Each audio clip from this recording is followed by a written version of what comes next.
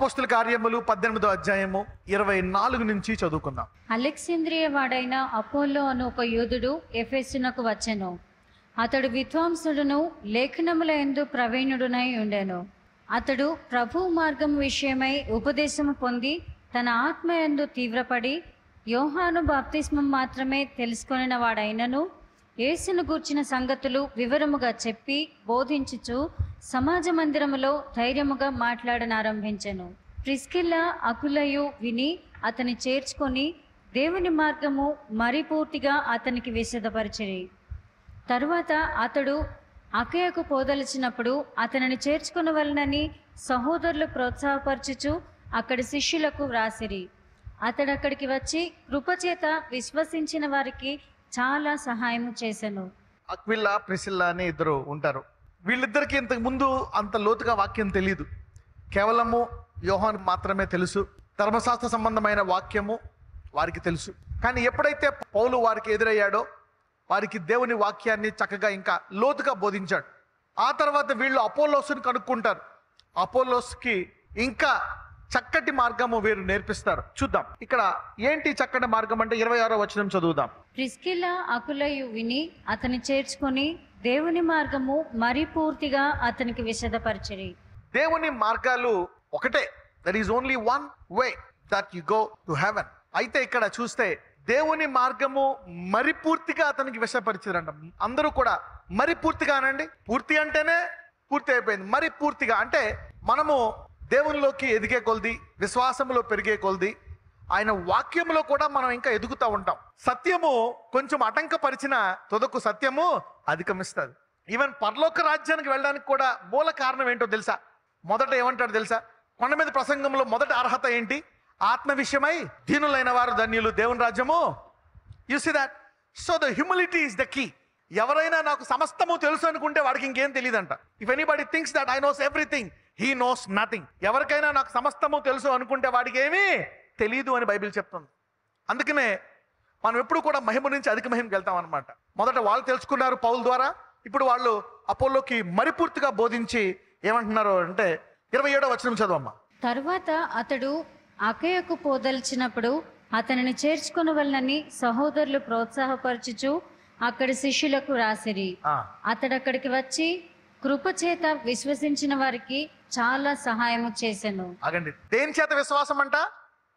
కృపచేత విశ్వసించు వారికి. అంటే కండిషనల్ గా అందరికి తెలుసు. మనం యేసయ్యను తెలుసుకున్నప్పటికీ కూడా యేసయ్యను కృప ద్వారా తెలుసుకోలేదంట. ఎలా తెలుసుకున్నారంట? ధర్మశాస్త్రం మూలంగా తెలుసుకున్నారు. నూతనంగా మనం ఎలా తెలుసుకోవాలా? కృపచేత. The gospel of grace is the complete truth of the Bible. మనము లోకమునకు వెలుగై ఉండాలా? లోకం వెలుగైన తర్వాత అమ్మ వెలుగు వచ్చిందని వెలుగులోకి వెళ్తామా? ఆ చీకటిలోకి మనం వెళ్ళి దాన్ని వెలుగులాగా చేయాలా. ఇది మన బాధ్యత.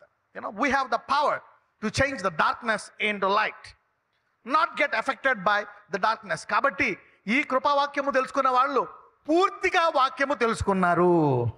మరి పూర్తిగా అనండి. పక్కన చెప్పండి, నీకు మరి పూర్తిగా అందింది వాక్యం అనండి. వినయము అనండి. దేవుడు ఒకసారి చెప్పిన తర్వాత మళ్ళా చెప్తాడు, మళ్ళా చెప్తాడు, మళ్ళా చెప్తూనే ఉంటాడు. God keeps telling all the time.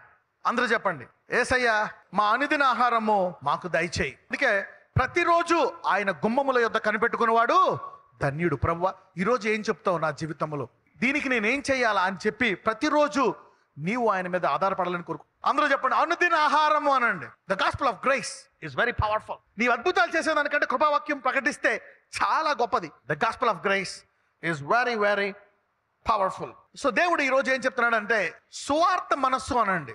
ఎఫ్ఎస్సిలో అన్ని చేసుకొని లాస్ట్కి చెప్పుల విషయం వచ్చేటప్పటికి ఏమంటాడో తెలుసా?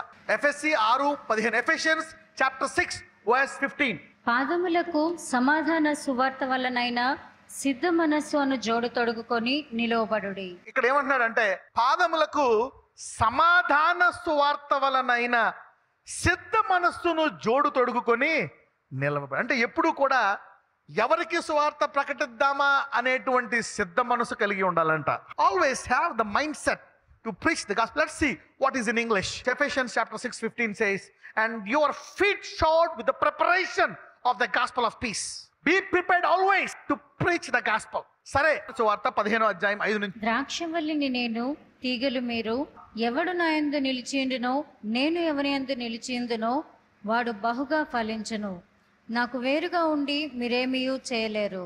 ఎవడైనను నా యందు నిలిచి ఉండని ఎడల వాడు తీగ వలె బయట పారవేయబడి ఎండిపోవును. మనుషులు అటు వాటిని పోగు చేసి అగ్నిలో పారవేతురు, అవి కాలిపోవును. నా యందు మీరును, మీ యందు నా మాటలను నిలిచి. అందరూ అండర్లైన్ చేసుకోండి వచ్చినాను. ఎదిగిన ప్రార్థనా పరులు నేర్చుకునే వాక్యము ఇది. మరి పూర్తిగా తెలుసుకొని ప్రార్థించే వాళ్ళకి గలతి. అంటే ఇప్పుడు ఏది పడితే అది ప్రార్థించకూడదు. ఈ లెక్కన మరి పూర్తిగా తెలుసుకొని ప్రార్థించాల. ఏది పడితే అది అడగకూడదు. You will wasting your time by praying such things. నా యందు మీరును, మీ యందు నా మాటలను నిలిచి ఉండిన ఎడల మీకేది ఇష్టమో అడుగుడి. అంటే ఏంటి? నా వాక్యం మీకు తెలిసి నా వాక్యానుసారంగా మీరు గనక నాకు ఏది ఇష్టమో తెలుసుకుంటే దాని ప్రకారము అడిగితే అది మీకు అనుగ్రహింపబడను. అందరూ దేవుని చిత్తము అనండి, దేవుని వాక్యము అనండి. నా యందు మీరును, మీ యందు నా మాటలను ఏమై ఉండాలంట? నిలిచి ఉండాలా. So word of God is in you. వాక్యానుసారమైన ప్రార్థన దేవునికి ఇష్టమైన ప్రార్థన. అందుకే అందరూ కూడా ముందు ప్రేయర్ చేస్తారు. ముందు ప్రేయర్ కాదు, ముందు వాక్యం అనండి. ఒకవేళ నువ్వు ముందు ప్రేయర్ చేసినా దేని కొరకు చేయాలా? ఈ వాక్యము సంపూర్ణంగా నేర్చుకోవడం అనే దాని కొరకు చేయాలా. ఆ తర్వాత వచ్చిన విశ్వాసముతో ఏది దేవుని చిత్తమో తెలుసుకొని నువ్వు ప్రార్థించినప్పుడు విశ్వాసము గల ప్రార్థన రోగిని స్వస్థపరచు. So a word based prayer is a good. అందరూ చెప్పండి, వాక్యానుసారమైన ప్రార్థన, వాక్యము నిలిచియుండు అని ప్రార్థన, దేవుని చిత్తానుసారమైన ప్రార్థన, దేవునికి ఇష్టమైన ప్రార్థన. You see that? ఎంతమందికి అర్థమవుతుంది ప్రార్థన? The word based mind is a good mind. ఎంతమంది మా టైంలో నేను వేస్ట్ చేసుకోను అనుకుంటున్నారు? ఎందుకు? దేవుని చిత్తం కాని దాని కొరకు ప్రార్థించి సమయాన్ని వృధా చేసుకోవడం. కానీ మీకు అలా జరగదు. ఎందుకంటే మీరు వాక్యం వింటున్నారు కాబట్టి వాక్యానుసారంగానే ప్రార్థిస్తారు. అమ్మే అంటే దేవుడు ఏం చెప్తున్నాడు?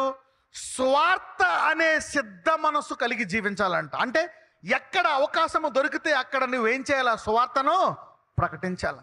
అబ్రహాము బలముతో, ఆరోగ్యముతో, ఐశ్వర్యముతో నీతిమంతుడిగా బతికి పరలోకంకి వెళ్ళాడు. ఎప్పుడైతే ఒక ఆత్మను రక్షించే స్వార్థ మనస్సు అనే సిద్ధ మనస్సు గల జోడు నీకు ఉంటుందో, నువ్వు ఆత్మను రక్షిస్తావో, దేవునికి అది చాలా ఇష్టం.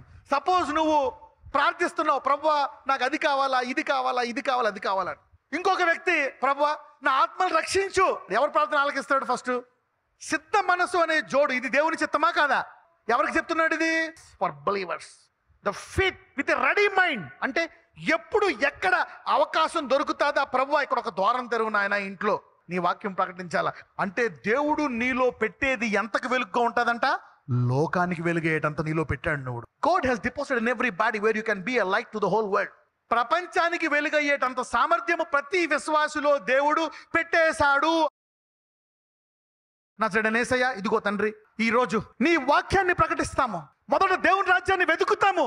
కేవలము నా కొరకే కాదు అని స్వార్థ మనసు ఇచ్చావు కాబట్టి అది చెప్పడానికి వారికి బలాన్ని దయచేయి. వారి ఎముకల్లో బలాన్ని దయచేయి. అనేకుల్లో బలహీనతను తీసివేయమని ప్రార్థిస్తున్నాను. స్వార్థ ప్రకటించు అని పాదములు ఎంతో సుందరములు అంటున్నావు.